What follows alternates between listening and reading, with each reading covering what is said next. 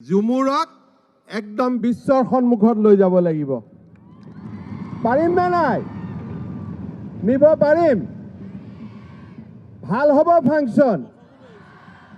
আৰু যেতিয়া খুব ধুনীয়াকৈ আমি নাচিম তেতিয়া সব ছোৱালী আৰু ল'ৰাক মামাই এটা গিফ্ট দিব।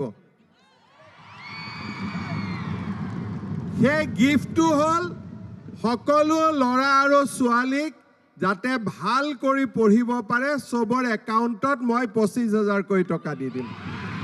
হ'ব? কিন্তু টকাখিনি পঢ়া শুনাৰ কামত খৰচ হ'ব লাগিব। হ'ব না নাই? হ'ব? ঠিক আছে, এতিয়া আমি ঝুমুৰ চাম।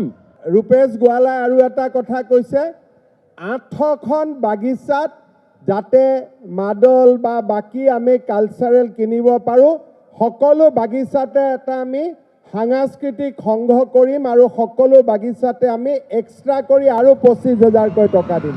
হ'ব?